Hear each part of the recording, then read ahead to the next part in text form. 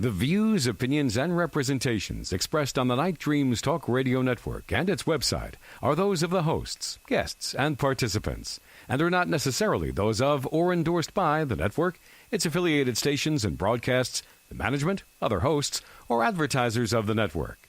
The shows found on the Night Dreams Talk Radio Network can, but do not necessarily, promote any particular lifestyle, belief, religion, political affiliation, or other personal practice. These shows are for entertainment purposes only and are not intended to treat, diagnose, and or claim any cure of disease or condition or give any medical or legal advice. You're listening to my friend Gary Anderson on Night Dreams Talk Radio, the best in paranormal radio. Well, thank you, Mr. John Cleese. Well, I hope everybody's, had a good work week. The weekend, what can I say? And I'm going to be in the studio all weekend long because I board off 5 other talk shows besides my own show on Night Dreams Talk Radio. We got a great bunch of guests here tonight. We got Chad and his wife, Alta, Dillard. We're going to be talking about, abductions, UFOs, shape-shifting, and all that stuff right after this. You can advertise your business on Night Dreams Talk Radio, and you will be heard worldwide. Why not contact us at nightdreamstalkradio@gmail.com. Well, hi, guys. How you guys doing tonight? Oh, doing very well. Thank you.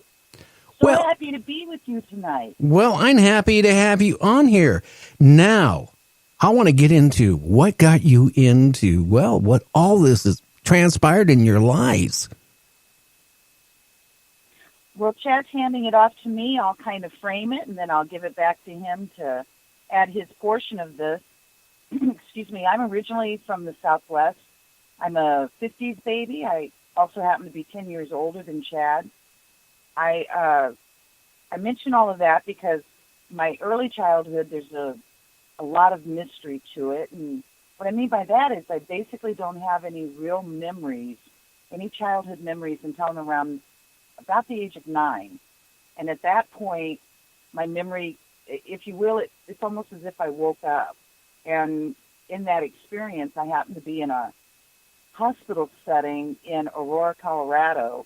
The hospital is a military hospital called Fitzsimmons Hospital. It's still in effect, to the best of my knowledge. It's still a facility. They've moved from Aurora, I think, to Colorado Springs now. But at the point of me waking up, I'm being tested for what I learned was commonly known as ESP. So again, that kind of starts to highlight the beginnings for me is just a lot of mystery. I haven't been able to get any answers to any of that. I've tried and haven't been able to so far. I'll kind of fast forward. I borrowed the term a long time ago, years ago, referring to anything that people would refer to as paranormal or what have you. I call it all high-strangeness, and I always have. The high-strangeness in my world seemed to be somewhat ongoing in the realm of what people would refer to as ghosts, spirits, what have you, in that regard. Something that I didn't really spend a lot of energy exploring. It just seemed to kind of almost be a natural for me to be someplace and have an awareness of what I felt like was something else in the room that you couldn't see. So that's early childhood into my young adulthood. I'll now fast forward to I was raised primarily by a mom, no really other family members.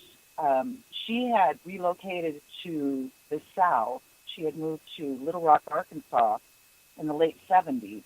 At that point, I'm in my second year of college. I moved there with her, and that begins our connection to the South and Little Rock in particular.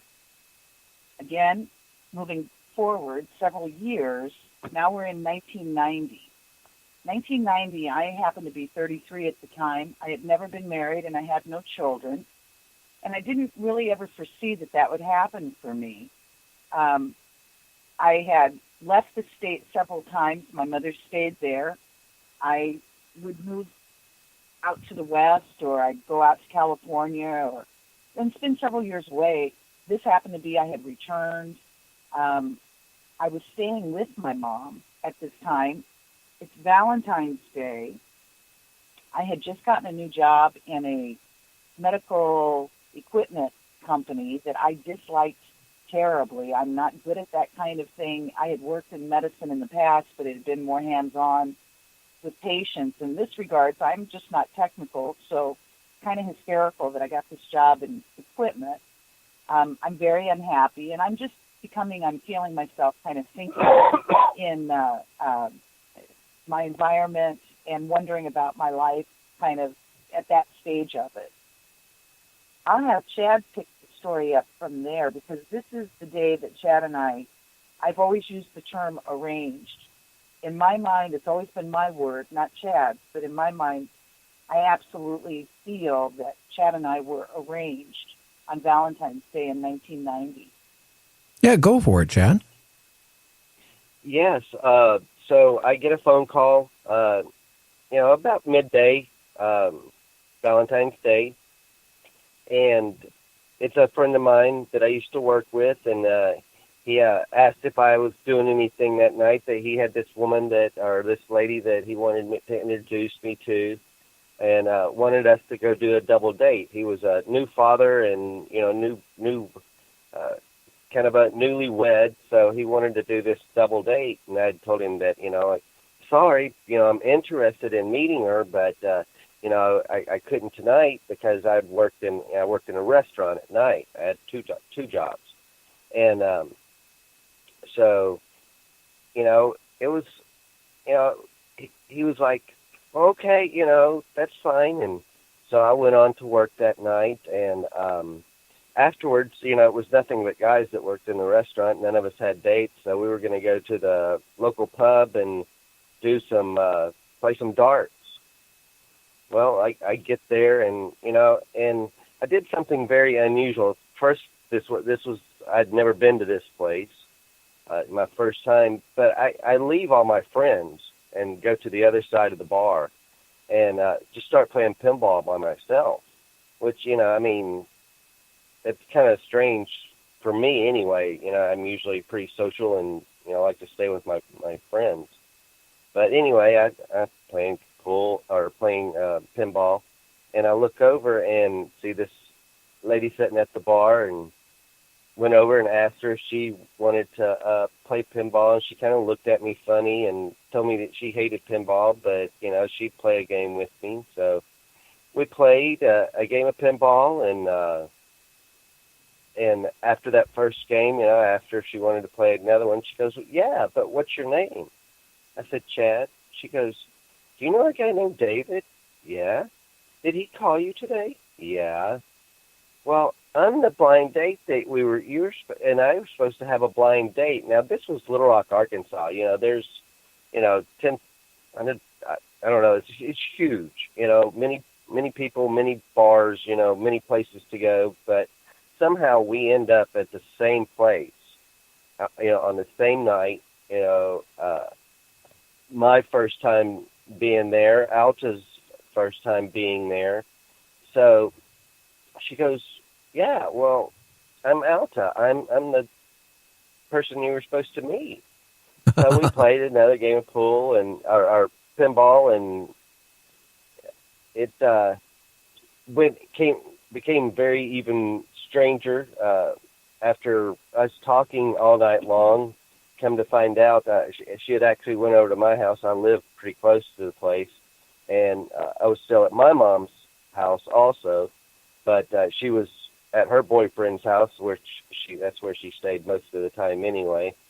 So, but we had stayed up all night long, talking, and my mom comes in the next morning, and we're sitting there in the living room, and I'm like, Mom, this is my mom, Janice. Janice, this is Alta, My mom goes back to, getting ready for work. And a couple minutes later, she calls me back to her room, and she goes, does that name Alta sound familiar to you?